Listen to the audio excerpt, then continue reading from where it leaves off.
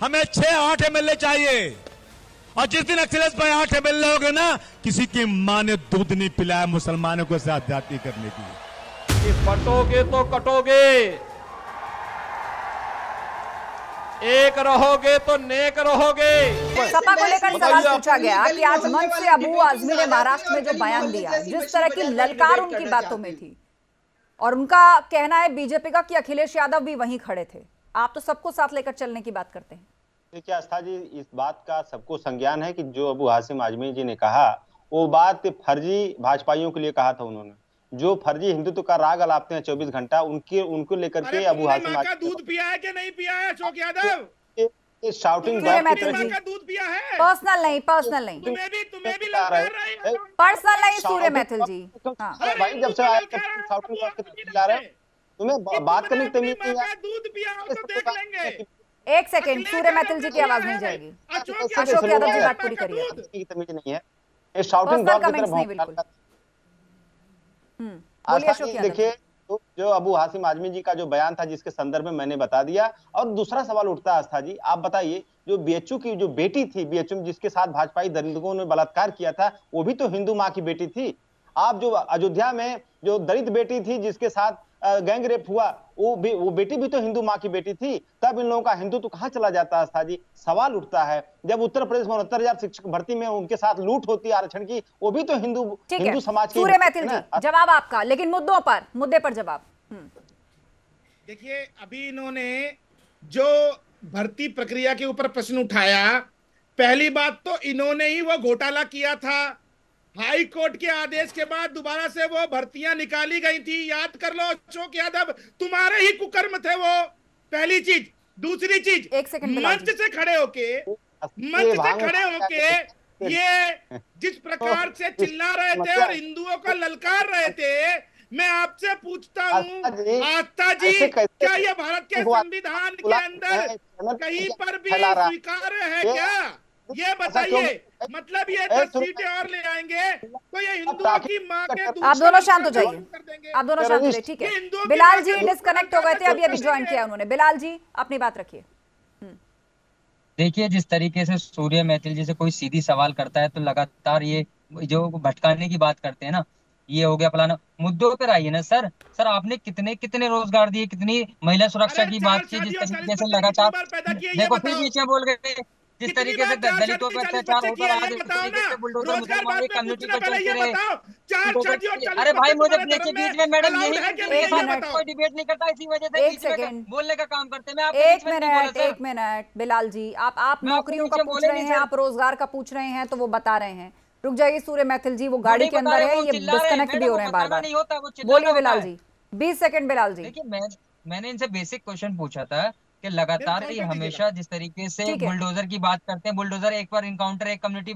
अरे भाई ये बताइए ना कि कितने लोगों को रोजगार दिया, कितने बेरोजगारी पे बात करिए, और 10 जो चुनाव आया 10 सीटों पे, इस पे क्या आपका मुद्दा, क्या स्टैंड है वाला, क्या किस बात पे वोट मांगेंगे? ठीक है सूर्य मैथिल जी, आरोप यही कि जब सवाल जब महंगाई पर पूछा जाता है, रोजगार पर पूछा जाता है, तो बात सिर्फ बुलडोजर और एनकाउंटर की क्यों होती है? आस्था जी, मैं ये पूछ रहा हूँ, मुझे ये बताइए, जब इस देश से रोहिंग्या और बांग्लादेशियों निकालने की बात होती है तो छाती देखो क्या सवाल क्या। अब बिलाल जी आपको भी बात सुननी होगी पेशेंस के साथ। आपने अपनी बात रखी, अब उनकी भी बात आप सुनिए। काउंटर करना है, फिर समय दूंगी। बोलिए सूर्य मैथिल जी, 20 सेकंड। आप ये बताइए, जब अब्दुल पत्थर चलाएगा, अब्दुल दंगा करेगा, तो सूर्य मैथिल के घर पे बुलडोजर क्यों चलेगा भैया? जो दंगा करेगा उसके घर पे तो बुलडोजर चलेगा, जो बलात्कार करेगा उसके घर पे बुलडोजर चलेगा। एक और महत्वपूर्ण बात देखिए, ये तो डिमांड एंड सप्लाई का रूल है। आप जनसंख्या जिहाद लगातार करते चले जा रहे हैं।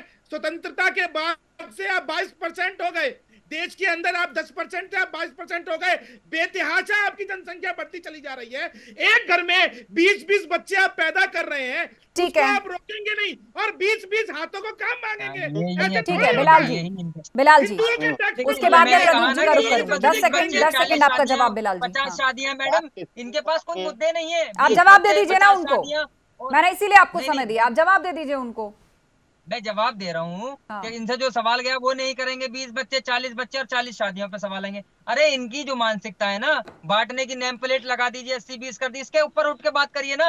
अरे उत्तर भैया प्रदेश की तो पैदा सरकार ही का क्यों जो हाल करते हो? हुआ है 40 ना बच्चे लोकसभा 5 में, शादियां करके, अभी 4 शादी 40 बच्चे क्यों पैदा करते हो?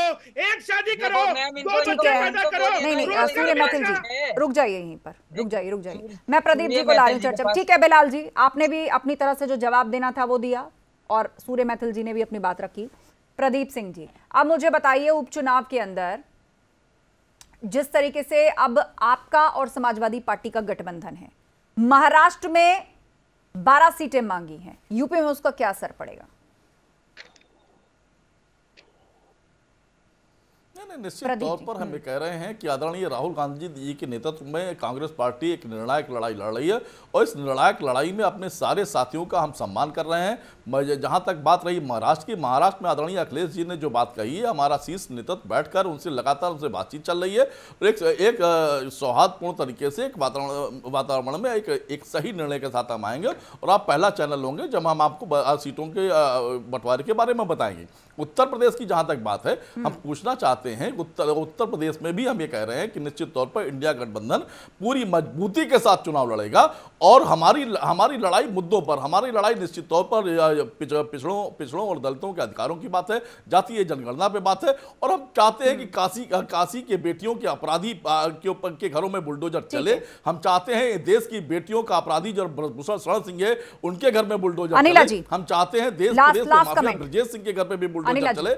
हम चाहते हैं विनीत सिंह के घर पे भी बुलडोजर चले। ये बुलडोजर वहां तक जाते जाते हाफ क्यों जाता है?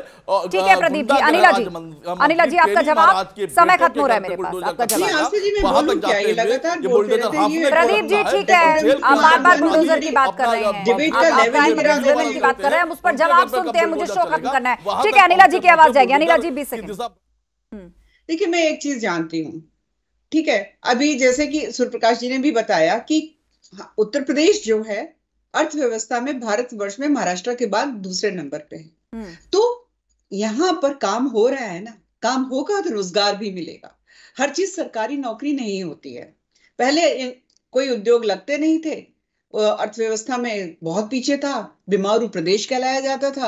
आज जो है अपराधीकरण भी कंट्रोल में है, भ्रष्टाचार सभी मुद्दों को लेकर उपचुनाव में आप लोग जनता के बीच में जाएंगे। आप सभी मेहमानों का शुक्रिया इस चर्चा में शामिल होने के लिए। तो हरियाणा की जीत से उत्साहित भाजपा यूपी उपचुनाव में हिंदुत्व प्लान पर फोकस कर रही है और क्षेत्रीय और जातीय समीकरणों का भी ध्यान रखा जाएगा। तो दूसरी तरफ विपक्ष है, अपने पीडीए पर लगातार कायम है और उसे ही लेकर जनता के बीच में जाने का प्लान है।